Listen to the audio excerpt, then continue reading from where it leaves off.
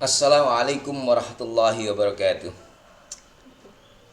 Bapak Ibu yang dirahmati Allah, mari kita mulai pengajian kita pada pagi hari ini dengan bacaan basmalah.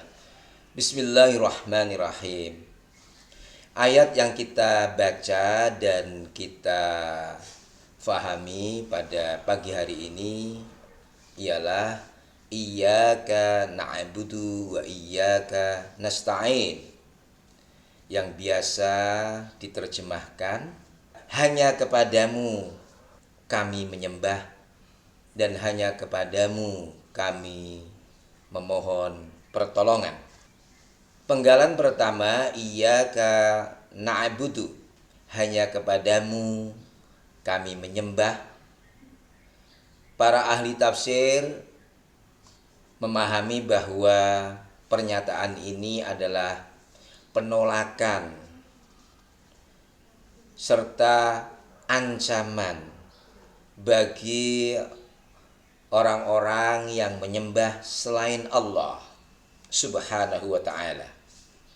Pada zaman di mana ayat ini diturunkan, kita membaca dalam sejarah bahwa orang-orang Arab di Jazirah Arab sebagian besar menyembah berhala, patung yang mereka buat sendiri.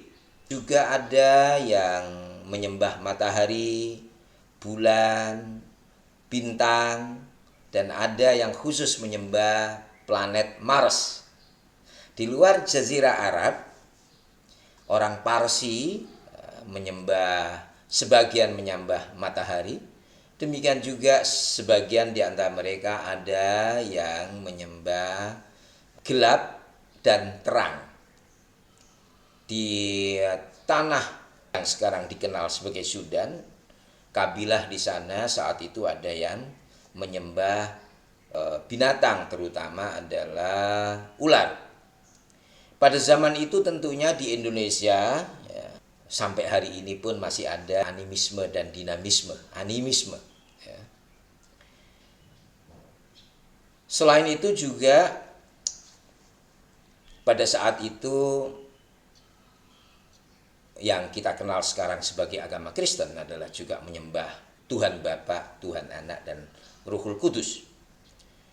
Jadi ayat ini adalah kecaman bagi mereka-mereka yang menyembah selain Allah, yaitu menyembah apa yang kami sebutkan tadi.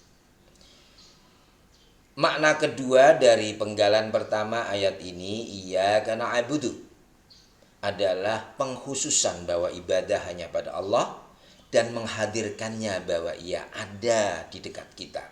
Dan ini sesuai dengan hadis Rasulullah, an ta'budallah ka'annaka tarahu wa illam takun tarahu fa innahu yaraka. Ini adalah penjelasan al-ihsan oleh Rasulullah yang ia bermakna hendaknya kamu menyembah Allah seakan-akan kamu melihatnya. Jika kamu tidak dapat melihatnya, dan tentu kamu tidak dapat melihatnya ya, karena Allah ada di alam gaib, yakinlah bahwa ia Allah melihatmu. Bapak Ibu sekalian, na'budu di sini berasal dari kata abada. Dari kata ini kita temukan ada Abdullah, artinya hamba Allah. Ibadah, pengabdian. Abdun, abdi. Abdullah, abdi Tuhan, abdu Allah. Bapak Ibu sekalian, ibadah di sini tidak hanya terbatas pada sholat, zakat, haji, atau puasa yang secara formal yang selama ini kita lakukan, tetapi menyangkut semua aspek kehidupan kita selama mana ia diniatkan karena Allah. Dan ini sesuai dengan apa yang kita lafadzkan setiap kita sembahyang.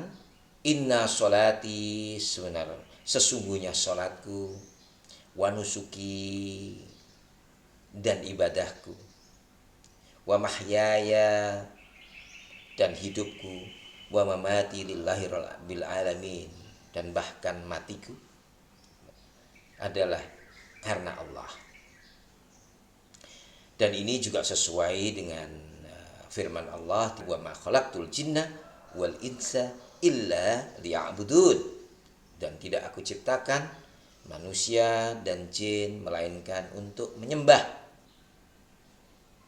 Ibadah di dalam agama Islam memiliki kekhasan, terutama sholat, sujud, di mana kepala dan badan kita kucur tubuh kita menghadap kiblat, tunduk kepada Allah dengan dahi di atas tanah. Ini adalah bentuk atau simbol daripada ketundukan total di dalam beribadah, dan itu tidak dimiliki oleh agama-agama lain. Bapak Ibu sekalian, mengapa kita beribadah kepada Allah? Antara lain adalah karena kita takut akan siksa Allah, juga karena kita mengharapkan surga Allah. Orang-orang sufi kalau ditanya ibadah itu untuk apa, atau kaum sufi artinya orang-orang ahli tarekat ya, ketika ditanya tentang tujuan dari ibadah adalah karena cinta Allah, tidak hanya karena mengharap surga Allah, dan tidak pula hanya karena takut siksa Allah di hari kemudian. Yang pasti ibadah adalah ekspresi kesyukuran kita kepada Allah, di mana kita semuanya yang lahir tanpa memiliki apa-apa dan kemudian diberi rizki, barokah, dan kemudian kita menikmati hidup. Semuanya ini dari Allah, sehingga kita harus bersyukur. Dan kesyukuran kita ekspresikan dalam bentuk ibadah kepada Allah. Bapak Ibu sekalian, manfaat dari ibadah ini adalah kembali kepada kita sebagai individu dan masyarakat. Manfaat ibadah ini adalah untuk manusia, bukan untuk Tuhan. Allah sebagai Tuhan, Dia Maha Kaya, Maha Agung, yang tidak memerlukan sesuatu manfaat dari kita.